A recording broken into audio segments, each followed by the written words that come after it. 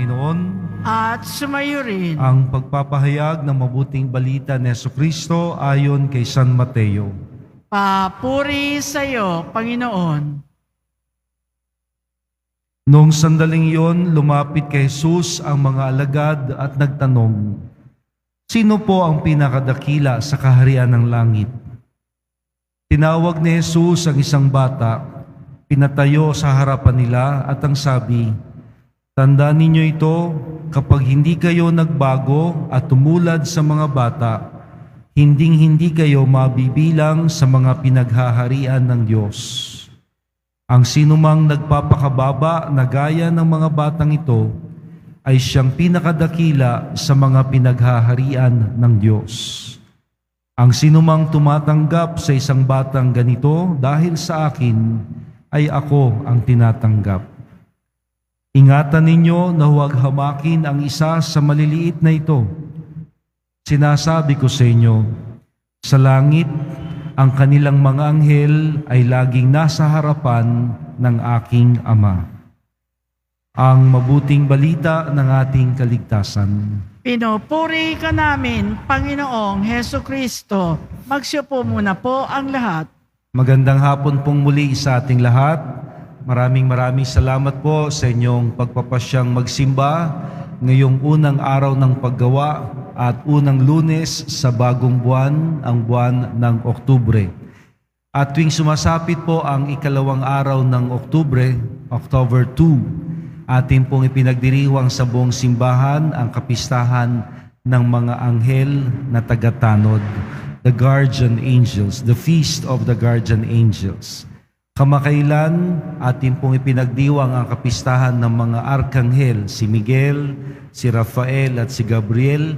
At ngayon pong October 2, ang kapistahan naman ng mga anghel de la guardia, guardian angels, na turing ng Panginoon, turo niya at pinaniniwalaan nating lahat na kanyang itinalaga sa bawat isa sa atin upang tayo'y pakaingatan, ilayo sa masama at ilapit sa Panginoong Diyos. So bawat isa ho sa atin ay meron pong guardian angel. Now, siguro ay matatanong natin, yung iba sabi ho nila, you can ask the name of your guardian angel. Well, wala naman hong masama if you dare to do that. Bakit hindi? Ngunit meron hong mas mahalagang dapat tayong gawin tuwing tayo'y sumasapit sa kapistahan ng mga anghel de la guardia tulad ngayon, o tuwing masasagi natin sa ating isipan na mayroong mga anghel na itinalaga ang Diyos upang tayo'y samahan at gabayan sa ating paglalakbay sa buhay hanggang tayo'y sumapit sa piling ng Panginoon. Dalawang bagay. Una, ang kapistahan pong ito ng mga anghel, at lalo na tuwing tayo ay makakakita ng mga anghel. Imahe ng anghel, meron ho dito, no? Dalawa sila, meron din doon. Sila nakikita tayo, di natin sila nakikita. Ngunit di man natin sila makita, ating nararanasan sa mahiwagang paraan. Sana po ito ang laging maging karanasan natin at pagpapasya, ang laging magpasalamat sa Diyos. Babalik tayo sa Panginoon kasi siya naman ang pinag-ugatan at pinagbubukalan ng mga anghel na ating kaagapay at kamanlalakbay. Na wala silang hangarin at wala silang ibang layunin kundi ang ilapit tayo sa Diyos at ilapit ang Diyos sa atin. Kung kaya, tuwing tayo ho'y makakaalala ng ating mga guardian angel o makakita ng anghel, magpasalamat sa Diyos. When did we make our gratitude to God? Kailan ba tayo huling nagpasalamat kay Lord? Sa lahat ng kanyang pagpapala, sa lahat ng mga pagkakataong iningatan niya tayo, sa lahat ng pagkakataong inilayo niya tayo sa masama, sa lahat ng pagkakataong tayo'y kanyang pinagpala.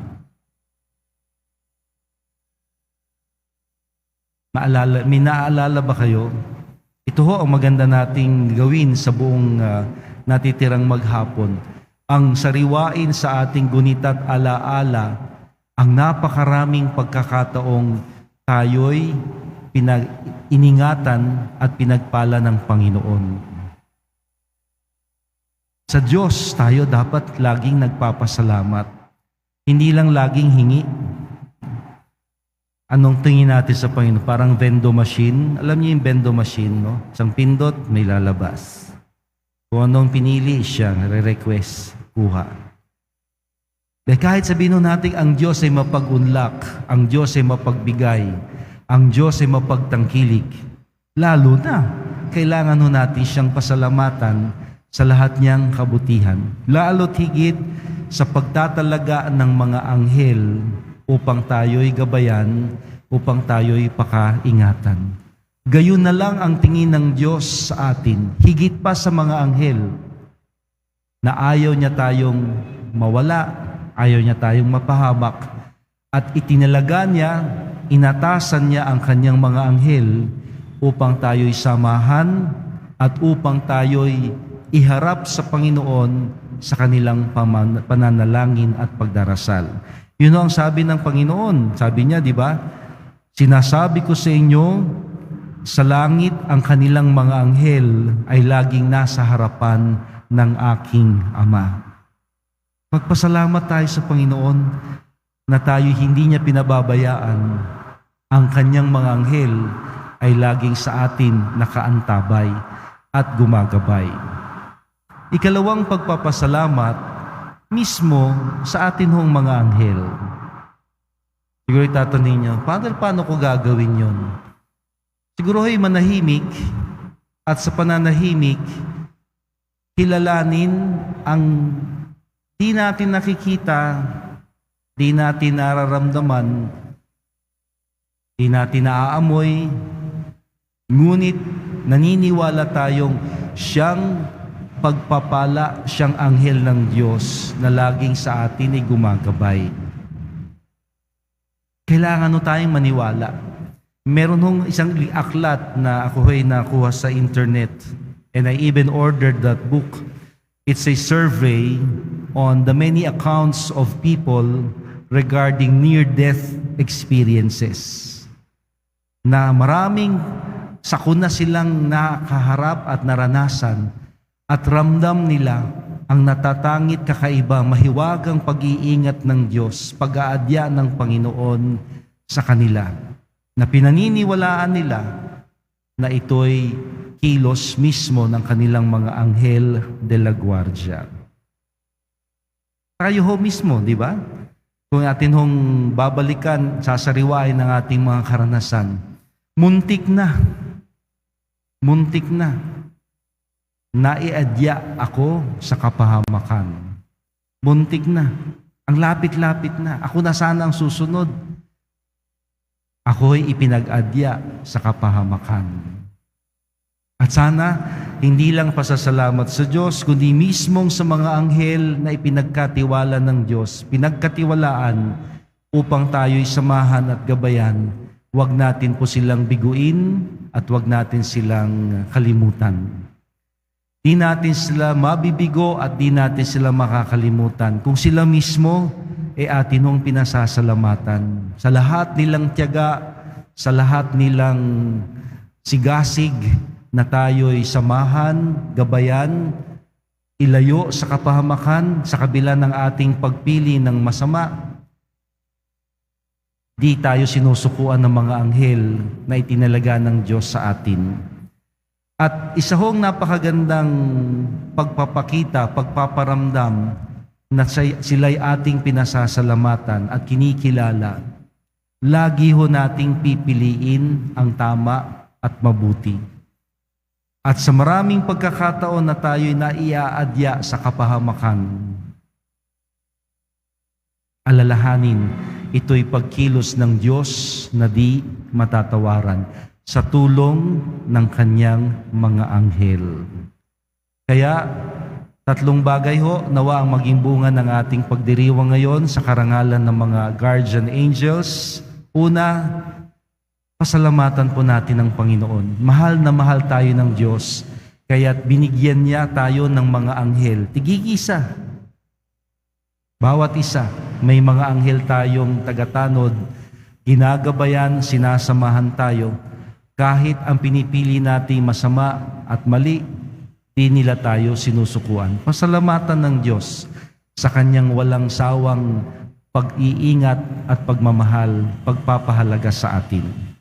Imagine, hindi lang ho basta security guard, hindi lang bodyguard, anghel ang ating laging kasama na tayo'y lagi niyang ipinag-aadya sa masama. Ikalawa, mismong pasalamatan po ang anghel na itinalaga ng Diyos sa atin. Sa anong paraan?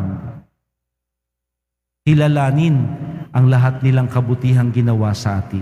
Pasalamatan ang mga pagkakataong tayo'y inilayo nila sa kapahamakan. At ikatlong bunga ng ating pagdiriwang, sana ho'y wag natin silang bibiguin.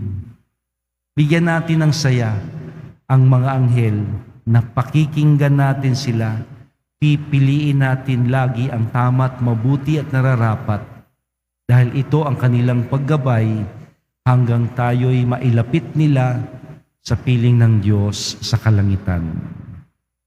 Amen.